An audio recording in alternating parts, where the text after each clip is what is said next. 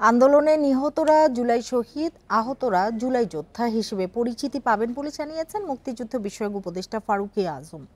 এদিকে মসজিদ, অফিসে এসি 25 ডিগ্রি নিচে না রাখার নির্দেশনা দিয়েছেন বিদ্যুৎ উপদেষ্টা মোহাম্মদ ফাউজুল কবির খান। না মানলে বিদ্যুৎ সংযোগ বিচ্ছিন্ন করার হুঁশিয়ারি তার। সোমবার ডিসি সম্মেলনের দ্বিতীয় দিনে এসব কথা বলেন উপদেষ্টারা।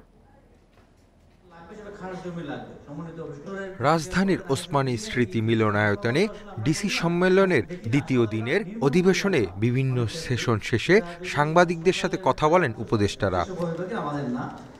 মুক্তিযুদ্ধ বিষয়ক উপদেষ্টা জানান, আন্দোলনে নিহতরা জুলাই শহীদ, আহতরা জুলাই যোদ্ধা হিসেবে পরিচিতি পাবেন। এছাড়া তিনি জানান, জুলাই অধিদপ্তর গঠনের প্রক্রিয়া শেষ পর্যায়ে। এ সপ্তাহে অধিদপ্তর গঠন হবে।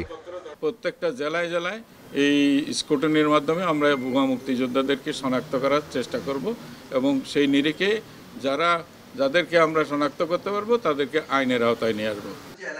বাসাবাড়ি, মার্কেট, মসজিদ সহ সরকারি বেসরকারি কোনো প্রতিষ্ঠানে 25 ডিগ্রি সেলসিয়াসের নিচে এসি চালানো যাবে না বলে জানিয়েছেন বিদ্যুৎ ও জ্বালানি উপদেষ্টা। এছাড়া গরমে কেপিএ স্থাপনা বাদে শহরে ও গ্রামে সমান হারে লোডশেডিং হবে বলে জানান তিনি। যদি দেখা যায় যে না, এটা আমাদের যে অনুরোধ, এই অনুরোধ উপেক্ষিত হয়েছে, এই অনুরোধ যা কেউ রাখছেন না, তাহলে কিন্তু আমরা আইনানুগ ব্যবস্থা গ্রহণ করব। বিদ্যুৎ সংযোগ বিচ্ছিন্ন হতে পারে। রমজান উপলক্ষে খাদ্যবান্ধব কর্মসূচির আওতায় 30 টাকা কেজিতে 50 লাখ পরিবার চাল পাবে বলে জানিয়েছেন খাদ্য উপদেষ্টা।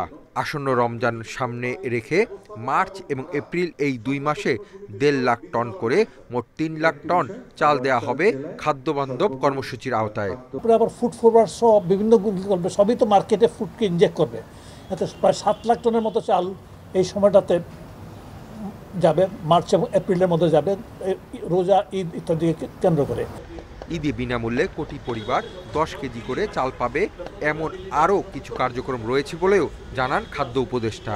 এই কার্যক্রমটা তদারকির দায়িত্বটা ডিসিদের। Hasib Mahmud Shah, independent news, Dhaka.